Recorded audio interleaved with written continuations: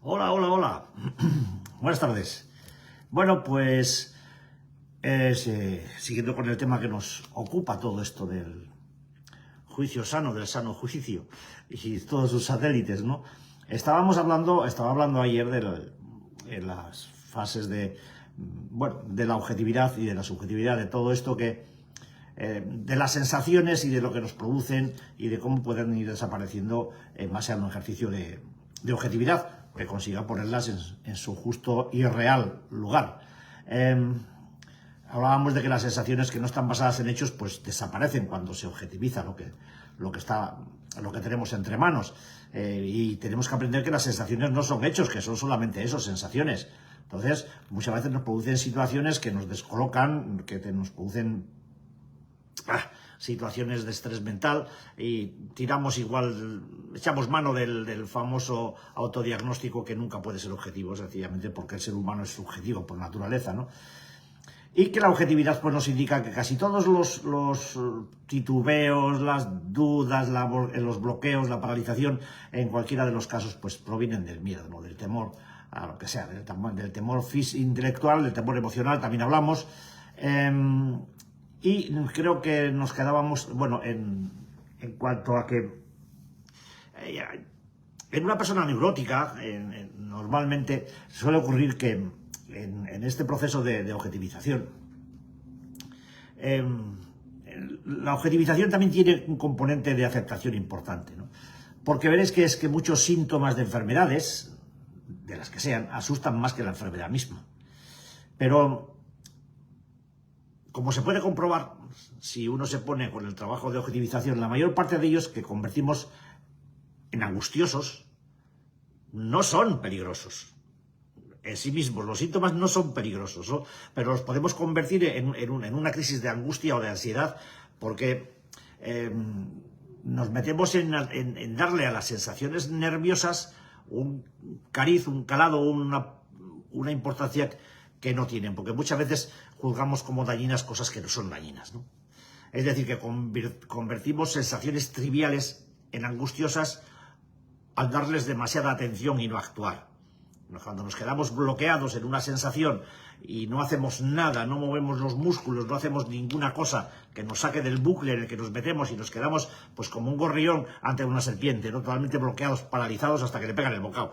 Esa sensación del pájaro totalmente hipnotizado por la serpiente que se lo come, ¿no? Estamos ante una gran serpiente, una gran piraña que es nuestra mente, es tan voraz que nos tiene en ese bloqueo permanente. Sin embargo, la realidad nos indica que casi todas las cosas negativas de la vida suelen desaparecer ante la falta de atención, ¿no? En cuanto dejamos de prestarle atención a un asunto, pasamos de él, lo devaluamos y se hace pequeño en el momento en que nosotros dejamos de darle entidad, ¿no? En el momento en que nos quitamos del medio y dejamos que las cosas fluyan y ver que, coño, pues tengo que estar angustiado por esta historia, ¿no? Y te vas pasando. Las sensaciones o los síntomas de enfermedades que no estén basados en la realidad son ese tipo de cosas negativas que se esfuman cuando no se les presta atención. Hay a veces determinados dolores, hay a veces determinadas sensaciones, determinados picores, determinados procesos que si no te quedas obsesivamente fijado en ellos, se desvanecen.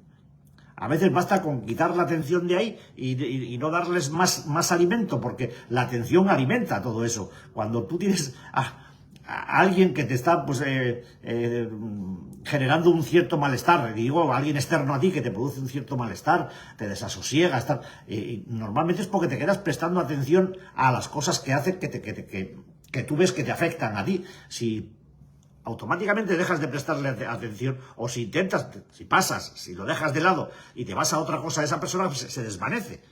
Y ante la falta de atención, por mucho que insista, o por mucha que sea su insistencia alrededor de ti, pues se cansa. Es el crío que está en el parquecito montando bulla y al final pues su madre dice o su padre dicen que aguántate, chavalín, aguántate y chilla todo lo que quieras, que no.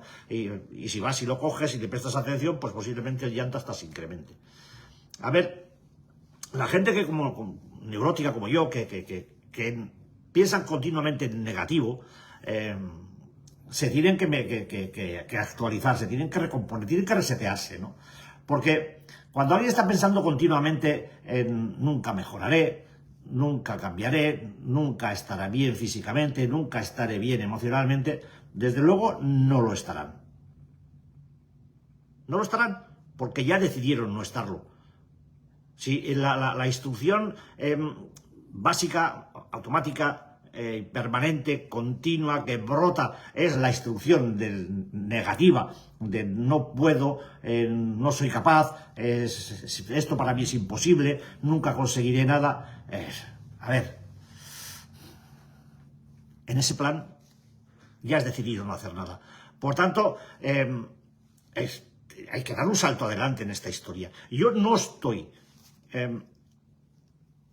a mí hace falta que alguien me demuestre todavía, sea psiquiatra o sea neurólogo o neuropsiquiatra, que una persona adicta no puede llegar a conseguir aquello que se proponga si le dedica todo lo que tiene que dedicarle a lo que quiera que sea que quiere hacer.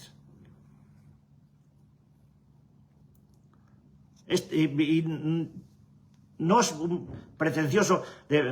Uno de mis sueños en activo era la universidad. Y a los 3 años de dejar de consumir, estaba en la universidad. Hice el acceso para mayores de 45, que fue la edad con la que yo dejé, y aprobé y entré en la Facultad de Psicología. Sí. Ese sueño se cumplió. Se cumplió, porque yo le puse todo lo que tuve que ponerle, estudié todo lo que tuve que estudiar y me dediqué en cuerpo y alma a hacer lo que estaba haciendo. Las prioridades que yo marqué en mi vida eran claras y mis objetivos, entre ellos, eran cumplir unos sueños reales. No está siempre con la sensación de decir, pues nunca he podido hacer, pues no, pues lo hice, y seguramente cuando deje de estar aquí haciendo esto, pues lo mismo, acabo otra vez buscándome otra carrera más asequible para las 4 neuronas que me quedan, pero desde luego no me voy a quedar mirando. Si tengo ilusión de hacerlo, lo haré. Porque a la ilusión se le puede dar un brochazo de realidad como al negativismo. Se puede objetivizar y se puede dejar de pensar que no vas a estar bien. Se puede dejar de pensar que vas a estar toda la vida con un dolor insoportable. Se puede conseguir todo. Todo. Y tengo fibromialgia, además de alcoholismo, y sé lo que es el dolor, y sé lo que es vivir con dolor todo el día, desde que me levanto hasta que me levanto. Es todos los días. Sin embargo, mi calidad de vida no es mala, porque he decidido no estar en el dolor. He decidido que puedo hacer un montón de cosas y que mi dolor está ahí, como decía ayer, como mi mente. O sea, yo no estoy en mi dolor está ahí, a mí me duele, pero yo no estoy en el dolor. Mi mente piensa, yo no pienso, piensa mi mente, pues que piense. Está en bucle, pues que esté en bucle. El dolor tiene ganas de dar por saco y está empezando a subir el dolor miofascial o todos los dolores articulares de la fibromialgia. Pues bueno, pues que se aguanten. Ahora mismo no estoy en eso. Estoy hablando delante de un teléfono, viéndome la cara, el careto que tengo, y punto pelota. Y voy a estar en eso. Pero ha sido hacer referencia al dolor, ha sido hacer referencia a la atención que le doy, y de repente hay un brote doloroso tremendo que me sube de la escápula hasta aquí, hasta el ojo, que es el dolor miofascial. Son unos latigazos eléctricos que te dejan como un conejillo así parado, y ya ha empezado a sonarme, ¿sabes? Ya ha empezado el nervio a estar ahí como, ¿sabes? Como preparando para darme un latigazo. Por lo cual, pues voy a hablar de otra cosa de las que tengo entre manos, y hasta luego, Lucas. Y sé que esto es muy fácil decirlo, pero llevo con dolor crónico desde los 35 años, ¿eh? O sea, prácticamente 35. Esto no es que yo sea un campeón. Me ha tocado. Pero en los últimos años he conseguido superar el dolor a base de dejar de darle de comer. Y ya está. Tomo lo que tengo que tomar. Y como la mitad de las veces, pues la mayoría de las cosas que me dan para este tipo de dolor, pues me tengo que buscar la vida. En el plano de la objetividad hay un punto también muy importante, porque objetividad significa también que uno tiene que ser tolerante con sus propios errores. Y, ojo, esto que parece fácil es una de las tareas más difíciles de la vida para una persona neurótica. Lo de fallar y aceptar que fallas. cometer errores y aceptar que cometes errores. Pero es una realidad que, a medida que vamos cumpliendo años, y uno ya ha cumplido muchos, pues se nos presenta cada vez con más claridad, ¿no? Está claro que vamos a continuar cometiendo errores, pero bueno, pero también está claro que eso ya no, con el paso de los años, ya no lastima tanto como antes, a menos que uno se niegue a admitir que ha cometido el error, en cuyo caso, pues, cobra fuerza, ¿no? Somos seres humanos, somos seres con debilidades, tenemos un montón de defectos, yo al menos los tengo, y voy a seguir teniéndolos durante toda mi vida. Y la objetividad lo que me indica claramente es que todo el mundo comete errores. Todo el mundo comete errores. Y yo no voy a ser la excepción. Así que el desaliento, por lo poco que uno puede creer que avanza con el paso de los años, pues no tiene una base objetiva. Uno aprende lo que aprende y al final, si miras atrás en la vida y te das cuenta de que llevas muchos años haciendo cosas, pues mira, hasta los más sabios, que suelen ser los primeros en admitir las equivocaciones que cometen cuando las cometen, pues siempre se sorprenden de no ser peores. Porque siendo como es la naturaleza humana, pues lo raro es no serlo, ¿no? O sea, el tener claro que un neurótico no cree ser... Busca el hecho de no cometer errores, porque cuando alguien como yo comete muchos errores, el problema que tiene por el proceso de neurosis es que no solamente es que le duela cometer errores porque su ego y su orgullo le hacen daño. Es que uno no cree cometer errores. Uno cree que es un error. Y ningún ser humano es un error. Nadie es un error. Ninguna persona es un error. Las personas cometemos errores. Todas las personas del mundo cometen errores. Mayores, menores, graves, gravísimos, a veces atroces, criminales, lo que queráis. Pero eso no las convierte en un error. Las convierte en personas que han cometido errores. Me explico, ¿no? Llegar a creer que uno es un error, pues es una auténtica salvajada que, como no, pues te va a complicar la vida. Porque si tú vas por el mundo con esa cosa en la frente metida, pues coño. Hay otra realidad en la vida, que es que cuanto más se trata de evitar el sufrimiento, más se sufre. Es decir, tendríamos que aprender a diferenciar daño de sufrimiento. Porque el daño es puntual e inevitable. Es decir, vamos a padecer daños a lo largo de la vida porque es una consecuencia natural de estar vivo, y un día nos pegaremos el dedo con la puerta, otro día pues te lo cortarás con una mordaza como yo, otro día en fin, habrá cosas que te van a pasar daño, pero vamos, pero eso es inevitable. Pero el sufrimiento es crónico. Y además es remediable. Es remediable. Es decir, el daño es inevitable y es puntual.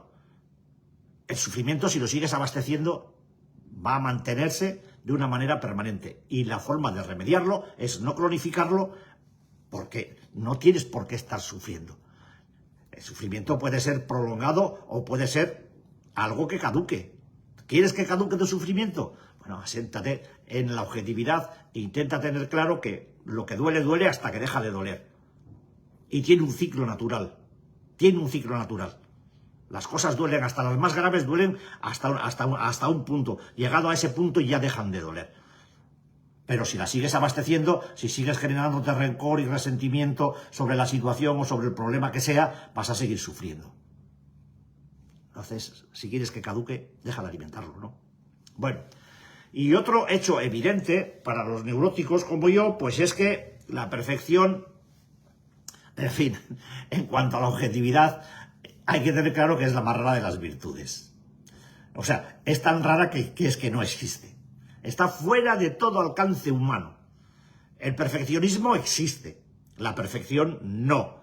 Los perfeccionistas existimos, la perfección no. El perfeccionismo es la otra cara de la moneda del complejo de inferioridad. Y punto pelota. Y uno quiere hacerlo todo perfecto para que nadie le pueda decir ni lo más mínimo y se le vea un fallo o alguien le saque los colores, ¿no? O sea, pero la perfección está fuera de todo alcance humano. No hay ningún ser humano perfecto. Y muchos de los problemas emocionales que tenemos se fraguan al esperar demasiado de nosotros mismos. Porque acabamos tropezando con nuestra propia soberbia, con nuestra vanidad y con nuestro ego en el camino. Iba a decir un taco. A ver si aprendo a no decir tacos en estos foros. Así que todas estas reflexiones sobre la objetividad pues nos llevan o nos pueden llevar a la conclusión de que para mantener o para conseguir el equilibrio emocional y el sano juicio con él, pues es una necesidad absoluta practicar la búsqueda del término medio. Esa cosa tan difícil, ¿no? El término medio. Y hacer a un lado lo excepcional. Porque cuando nos creemos excepcionales es justamente cuando nos atrapan las dificultades. La creencia de excepcionalidad es lo que crea la desilusión, es lo que crea la confusión emocional y es muy común en el campo de las adicciones, sucediendo cada vez que pensamos que estamos por encima o por debajo, o que somos diferentes a los demás, o que todo el mundo está en contra de nosotros. Los que hacen esto, y yo lo he hecho mucho, están creando soledad para sí. Una soledad interior que brota, que surge de la falsa convicción de que somos diferentes, especiales, o lo contrario, que somos menos que nada. Así que llegamos a hacer imposible que nadie nos comprenda. Y como conseguimos autoconvencernos de que no puede haber quien tenga problemas parecidos a los nuestros, pues nos metemos en ese bucle que en activo nos mantiene entre gente, pero aislados, en compañía, pero solos, hablando con, pero sin decir nada, haciendo como que escuchamos cuando solamente oímos, en fin, en una desconexión permanente, ¿no? Cuando con la ayuda de la rehabilitación empezamos a persuadirnos verdaderamente de que no somos tan diferentes, es cuando empezamos en gran medida a identificarnos con el resto de la gente y empezamos a ser parte de la gente y nos adaptamos, nos sentimos pertenecer, nos liberamos de las fricciones, de las frustraciones, de la rebeldía y de la enorme carga de creer ser excepcional. Y entonces es cuando empezamos a recuperarnos emocionalmente. El milagro, no me gusta nada la palabra, pero el milagro de la rehabilitación es empezar a entender que hay gente como yo, hay gente como tú, hay gente que tenemos un nivel de conexión por encima de lo normal, hay gente que tenemos una frecuencia de onda especial. Y sí es cierto que somos diferentes a la gente que no es como nosotros, pero entre nosotros no somos diferentes. Quizá la dificultad ha sido llegar a un grupo de mutua ayuda en el que hemos visto a gente que piensa, que habla, que siente, que hace, que se desenvuelve, que se mueve, que se expresa como nosotros, ¿no? Y eso es un auténtico hallazgo. Eso es lo que, a mí al menos fue lo que me provocó la sensación de pertenencia por primera vez en mi vida, ¿no? A mis 45 años, cuando llego a un grupo de rehabilitación y veo gente que me llamaba la atención la expresión facial, la forma en que estaban sentados, la forma de hablar, las risas, las sonrisas, la calidez, joder, yo en 45 años, y con lo que he andado yo por el mundo, pues me había tenido, seguramente me he cruzado con muchísima gente buena, de muchísima calidad, que posiblemente tenía todas esas virtudes que yo acabo de enumerar, pero yo no conectaba. El diferente era yo, obviamente. Yo no estaba en esa frecuencia de onda, y por mucho que ellos emitieran, yo no captaba la señal. Pero es que fue entrar en un grupo de rehabilitación y todos mis canales de conexión se abrieron. Eso no lo había conseguido en mi vida conmigo nadie. Nadie. Nunca. Ni mi familia, la que me parió, ni mi familia que yo fundé. Nadie. Ni mis hijos. Nadie. Nadie. Una cría, ya os lo he contado en alguna ocasión, que cumplía un año, me la puse delante, le miré a los ojos, me agarré a los ojos de la niña y fue la primera vez que conecté con otro ser humano a unos niveles de profundidad que todavía me producen escalofríos. Hace muchos años de eso. Y desde entonces, que empecé a pedir ayuda, soy capaz de conectar con la gente, de transmitir energía, de recibirla, de ver la fuerza vital de gente que no cree tener fuerza vital y tiene más que yo. ¿Ves la excepcionalidad en gente que no es excepcional? Pero es que mi frecuencia de onda, mis antenas, mi parabólica lo capta. Y yo no me voy a negar a captar eso. me produce felicidad captar estar entre gente que es capaz de emitir en esa frecuencia de onda, ¿no? Que es capaz de emitir semejantes sensaciones de vida, que es capaz de reírse con libertad, sin cadenas adictivas. ¿Sabéis a qué me refiero, verdad? Es que reírse con libertad, y quizás sea la frase más grande que he dicho en mi vida. Reírse con libertad.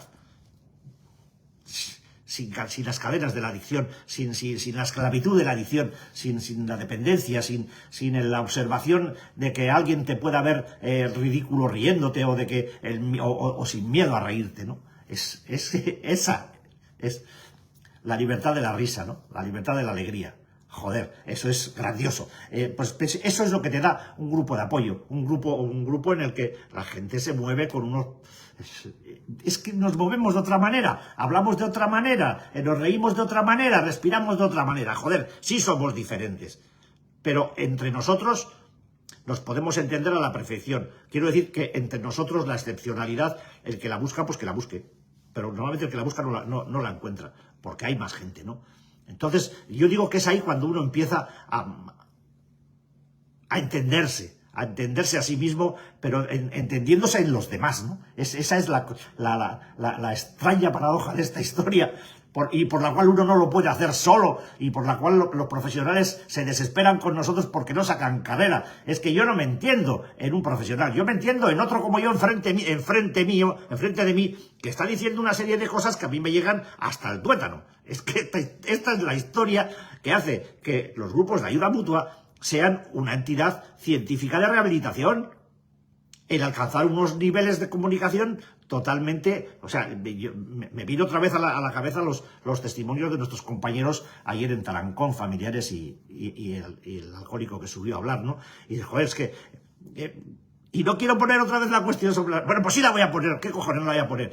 Que cómo transmite una persona que no es adicta a cómo transmite a nivel psicoemocional una persona que sí lo es. Porque los codependientes, los familiares, también son adictos a personas adictas.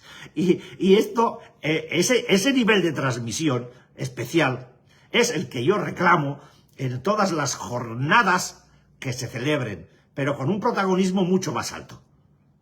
Que no puede ser una cosa de 5 minutos en una jornada de 4 horas, por favor, joder. Hay que darle protagonismo a los protagonistas, cuidando que lleven el tiempo necesario para que su ego no les haga salir flotando por encima del escenario, como alguno o alguna que yo me conozco que se suba a un escenario y levita, ¿no? O sea, no, abajo, con los pies en el suelo. Cuando llegue el momento se sabe enseguida. El lenguaje del corazón es así, y se sabe enseguida cuando realmente alguien está hablando de corazón, cuando alguien está expresando una ponencia técnica, y cuando alguien está expresando una ponencia emotiva, una ponencia de corazón, porque se habla de corazón a corazón, y eso solamente lo entienden los que tienen corazón. Punto. Y ahora decidme lo que queráis, pero lo tengo clarísimo. Bueno, hay otra necesidad fundamental para practicar con éxito y ya está el reloj, joder, como corre últimamente. Hay otra necesidad fundamental para practicar con éxito la objetividad, y es aguantar el malestar. El malestar adictivo es una auténtica lacra para la gente como nosotros. Obviamente, así se llama, malestar adictivo. Y la búsqueda de alivio de este malestar adictivo es lo que nos lleva a la mayor parte de nosotros durante años y años y años. Y es que la negativa sistemática a soportar el malestar es el primer paso que se da hacia el escapismo de la realidad, y es una de las características más devastadoras del sistema de creencias adictivo.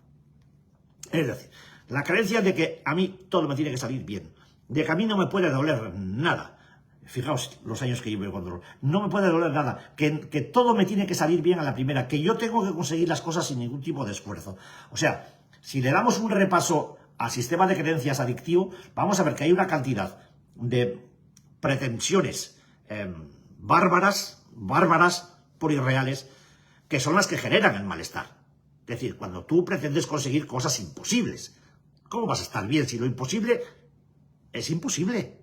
Lo imposible no se puede conseguir. Entonces, te le puedes dar todas las vueltas que quieras, pero es una pretensión loca y gran parte de nuestra vida, nos guste o no nos guste, nos la vamos a pasar con malestares. Esto es así. Estar vivo es, o sea, tener malestares es una consecuencia lógica de estar vivos.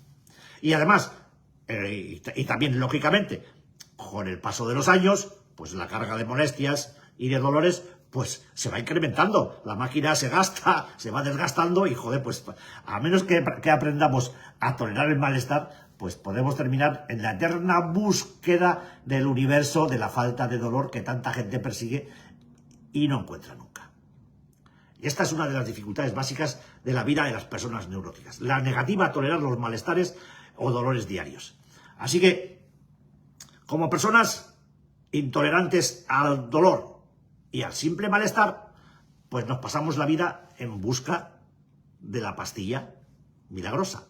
Que me lo digan a mí, que llevo desde los 35 detrás de la pastilla milagrosa. Pues del mismo modo, como personas adictas, vamos tras la sustancia o la conducta mágica. Y desde luego, para terminar ya por hoy, como personas adictas, neuróticas, perseguimos la sustancia mágica, la conducta mágica y la pastilla mágica. O sea, las 3 en 1, para abreviar, pues como en la cosa esa del el 3 en 1, pues justamente eso. Entonces tenemos que encontrar algo que nos proporcione de una manera mágica, sea sustancia o sea conducta o sea pastilla, el bienestar permanente. Como supongo que esto de las 3 en 1 pues os va a dar mucho que pensar y son las 7 prácticamente, pues hoy lo dejo aquí. Por favor, reíros. Si no es cuando yo me río, pues reíros conmigo o reíros de mí, pero reíros, porque recordad que una buena parte de toda esta historia se centra en el desarrollo del buen humor, porque es mejor tener buen humor que bueno, es igual, lo voy a dejar ahí. De modo que, pues nada, que mañana el miércoles, y si queréis, pues, qué bueno, nos vemos aquí, Hasta mañanita.